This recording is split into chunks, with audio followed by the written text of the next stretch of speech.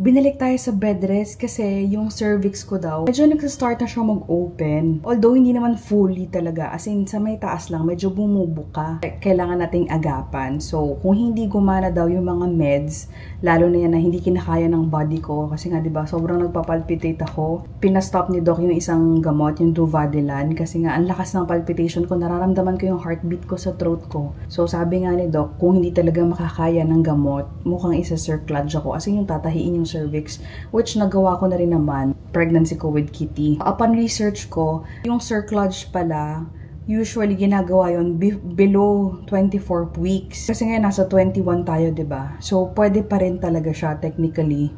Pero pag lumagpas ka kasi ng 24, hindi siya advisable. Anyway, bump update! So ngayon, nasa 21 weeks na tayo and ganito nakalaki si baby. Tapos na rin pala yung check-up ko sa pool mo and most likely something viral kasi, di ba, hinihingal ako. Tapos nagkaroon ako ng ubong and ng sipon. So most likely daw may na-catch ako na something viral kasi clear naman sa heart. Kasing laki na si baby ngayon ng ano nga ba? The baby is as big as this one. Wow, she looks like this. The baby is like that.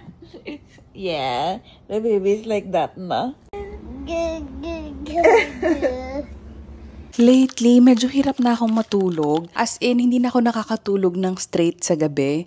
More on parang nap-nap na lang ako. Like, magnanap ako sa morning, magnanap ako sa afternoon. Kasi nga, kapag sleeping time na, nagigising ako sa madaling araw to pee. And lately, ang weird din ng mga dreams ko. Ewan ko, parang ini-insomnia ata ako. Hindi ko sure kung anxiety attack ba to or something. Kayo rin ba? Na-experience nyo rin ba to? Anyway, bump update! So ngayon, nasa 24 weeks na tayo. So far, pinayagan naman na tayo na mag-maternity shoot. So may schedule na ako sa August. Nakapag-book na nga ako ng makeup artist kaso na-cancel. And medyo hinga-hingan tayo sa bed rest. Although as of today, binalik na naman tayo sa bed rest. Ino-observe ko rin yung katawan ko kung may something will come up eh. Something did come up. So yung cervix ko raw from 4 cm, naging 3 cm na lang. So nagsha-shorten na siya. But anyways, ito na nga yung tummy natin.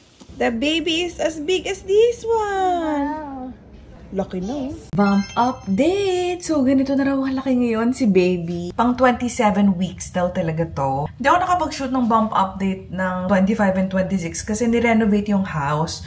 So, ngayon, nasa 27 weeks na ako. So, start na nga rin ako mag-nesting kasi nga, papasok na tayo sa third trimester finally. Pero yung feeling ko parang sa third trimester na ako. As in, super uncomfy na ako. Actually, at this point, medyo mataas na yung viability ni baby. At 24 weeks, 50% na raw yung chance niya na mabuhay outside.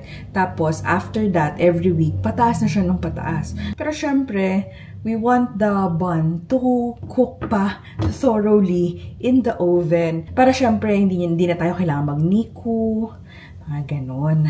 I guess for now, magpo-focus muna ako sa mga nesting.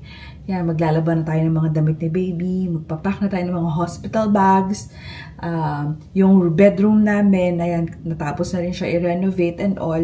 So, magwa-vlog na lang ako, isa-isahin natin. So, ayun lamang, abaw! Uy na nga, yung pessary procedure ko. Kakagaling ko lang kasi sa check-up and yung sa length, sakto lang naman siya. Medyo umiikli, pero pasok pa rin siya sa normal na range. Pero nagfa-funnel daw talaga ako, meaning bumubuka siya sa taas.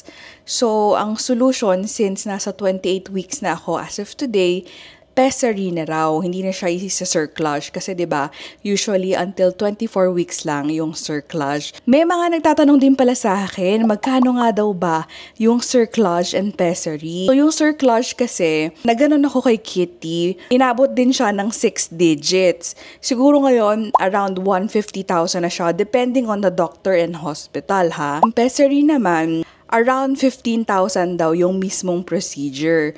So ngayon, ano ba yung difference? Pag sinabi kasi na cerclage, yun yung tatahiin talaga yung cervix mo. Yung pessary naman, meron lang siyang parang i-insert na tool to support it para hindi lang din siya mag-funnel pa sobra or like bumaba si baby ng maaga. Last check-up din pala, sinabi na cord coil si baby. Tapos ngayon, so far, wala na. Kusa lang naman din siyang nawala. Ayun lang, kanina kasi, first time na chinek ako na nag-bell si doc. Actually, kapag nasa 3rd trimester na, chinecheck yung galaw na ni baby eh. So, pag nagbe-bell, tinitingnan kung like malikot ba siya or something.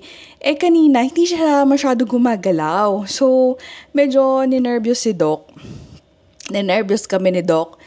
And sabi niya, mag-NST na lang daw ako to be sure, which is yung non-stress test. Doon minomonitor yung heartbeat ni baby, yung movement ni baby, meron ba akong contractions. And alam niyo ba na in 1 hour siguro minimum of 10 kicks. Tapos nakasalang ako doon ng mga 2 hours. Alam niyo ko ilan ang kick ni baby? 140. Sobrang dami. Super active siya. Baka siguro nung time na nasa clinic kami ni doc, nakatulog siya or something. And lahat normal naman, heartbeat, no contractions naman. So, ayun, malaya na ako. Aside sa, ayun nga, bukas na rin yung pessary procedure ko. Buti na lang din na natapos na yung renovation ng house, nakapag-nesting na tayo. Kahit papano, medyo ready na. Papakita ko lang sa inyo, ganito na raw, kalaki si baby. Last week nga rin, ahead daw yung laki ni baby. 1 week ahead siyang malaki. Ngayon naman daw, parang maliit naman na. So sabi ni Doc, kain ka lang, kain ka pa more.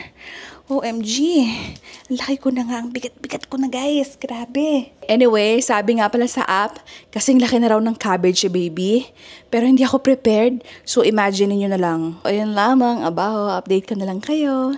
Parang hindi sasakit. Ito yung nilagay sa aking pagkababae. Ang laki niya. Actually, yung mismong application, yung mismong pag-i-insert, yun yung masakit. Kasi nga naman, foreign object yan, diba? Isa-set siya in a way na mabablock niya yung pagbaba ni baby, basically. Kung tatanungin ako, parang mas masakit ito.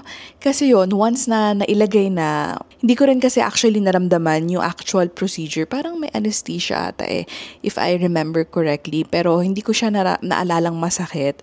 Pero ito kasi, walang anesthesia or anything. Imagine niyo pag nagpapa-pap smear kayo, di ba? Parang like may ini-insert na thing. So, basically, medyo ganun siya. Pero kasi, ang masakit dito, hahanapin niya yung proper place. So, imagine niyo na lang na yung tool na yan magsiscrape sa walls ng pagkababae ninyo until mahanap yung proper place hanggang dun sa may cervix nyo. Diba? Masakit. Pag nahanap niya na yung pwesto, papatayuin ka, papaupuin, papalakarin, kailangan hindi mo siya ma-feel. Siguro similar to menstrual cups or tampons na dapat it's there, pero you can barely feel it. Kaso, the problem is, dahil from the hospital to the parking, sa bahay, may konting lakad na magaganap, diba? Kumain din kasi kami, ganon, sumiar. So, during dun sa lakad-lakad ko, medyo gumalaw siya. Normal siya na talagang mag-move a little bit. So, anong nangyari sa akin, after nung first day na kinabit siya, nag-twist siya pa ganon. Not naman sobra, medyo lang. Na to the point na nararamdaman ko yung edge. Yung edge nung mismong thing.